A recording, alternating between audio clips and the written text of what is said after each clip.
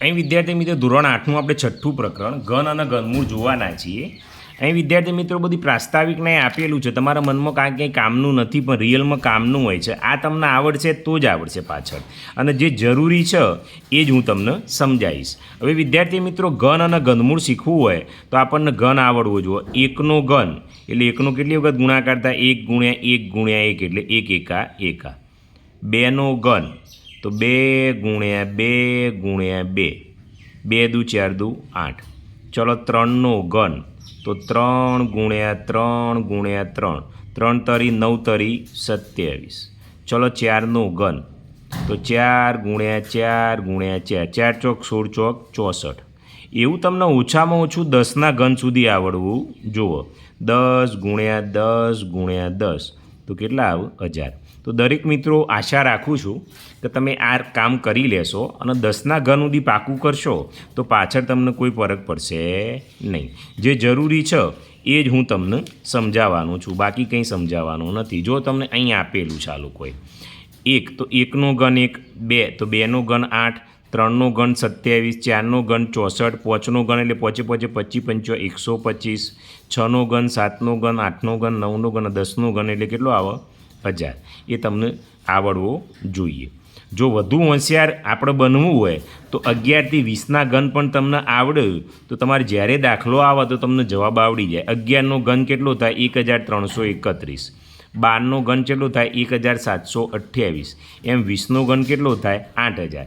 જે વિદ્યાર્થીઓને હોશિયાર બનવું છે, પરીક્ષામાં પૂરેપૂરા માર્ક્સ લાવવા છે, એમને આવડવું જરૂરી છે. આશા રાખું કે એ પાકું કરી લેશે. ઓકે વિદ્યાર્થી મિત્રો, હવે આગળ શું આપે છે જુઓ. અહીં તમને શું કહે છે? પ્રયત્ન કરો. નીચે આપેલી સંખ્યાનો ઘન કરવાથી મળતી સંખ્યાનો એકમનો અંક શોધો. આનો ઘન કરો તો એકમનો અંક કયો આવે એવું કહે છે. તો આપણે આખી સંખ્યાનો ઘન કરવાનો નથી, આ સંખ્યાનો જ ઘન કરવાનો હોય.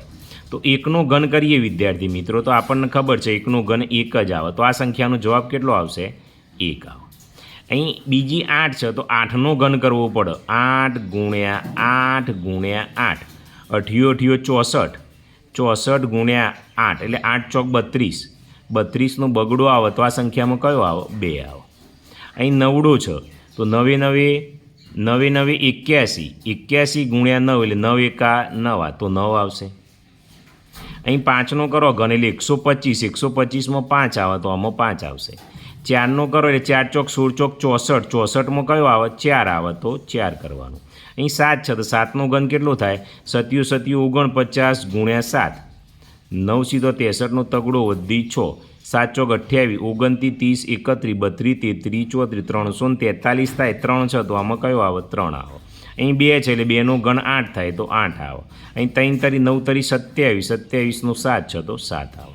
વિદ્યાર્થી મિત્રો આખો ઘન કરવા તમારે બેસવાનું નથી. ઓકે વિદ્યાર્થી મિત્રો, ધોરણ 6 થી 8ના તમામ પ્રકારની ગેમ રમવા માટે આ વિડિયોના ડિસ્ક્રિપ્શનમાં લિંક આપેલી છે, એના પર ક્લિક કરશો એટલે ધોરણ 8, 7 અને 6 તમામ વિષયની આ રીતનું પેજ ખુલશે. એમાં ધોરણ 8 ઉપર આપણે ક્લિક કરતો જુદા જુદા પ્રકરણ ખુલશે. એમાં ધોરણ 8નું પ્રથમ પ્રકરણ ઉપર આપણે ક્લિક કરીશું એટલે ક્લિક હિયર ઉપર જેવું ક્લિક કરશો અહીં તમારું નામ લખી સબમિટ કરવાનું છે એટલે ગેમ ખુલશે. તમે ગેમ રમી રહ્યા પછી કેટલો સ્કોર આવશે, તમે કેટલું શીખ્યા એ પણ બતાવશે, એટલે સ્કોર છેલ્લે બતાવશે. આ પ્રકરણના વિડિયોની ગેમ આ વિડિયોના ડિસ્ક્રિપ્શનમાં લિંક છે.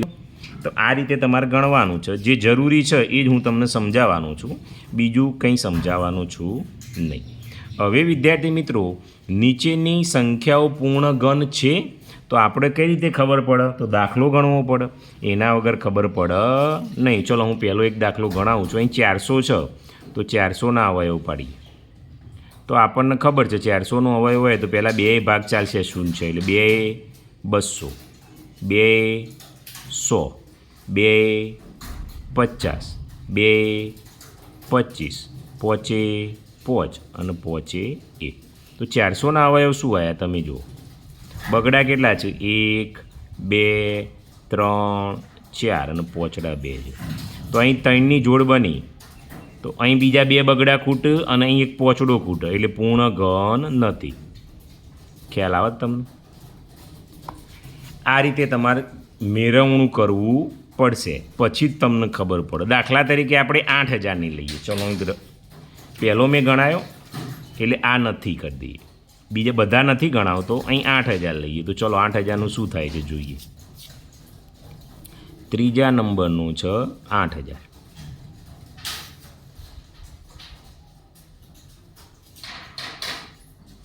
2 ચોક 8 આ 0 0 0 2 2000 2000 2 500 2 250 2 125 પોચે 25 પોચે 5 પોચે 1 અહીં તમે જુઓ તો તત્તરની જોડકી છે. જો આ 3 આ 3 આ 3 એટલે 5 દુ 10 દુ 20 થાવ. 8000નો ઘનમૂળ કેટલું થાય? ઘનમૂળ હોય એટલે તગડો કરવાનો 20. અહીં 3ની જોડકી બને છે એટલે અહીં શું આવશે? હા આવશે. આ રીતે તમારે ગણવાના છે. બધા હું ગણાવતો નથી. ઓકે વિદ્યાર્થી મિત્રો, બાકી કંઈ જરૂરી છે નહીં. નેક્સ્ટ આપણે સ્વાધ્યાય 6.x નેક્સ્ટ જોઈએ.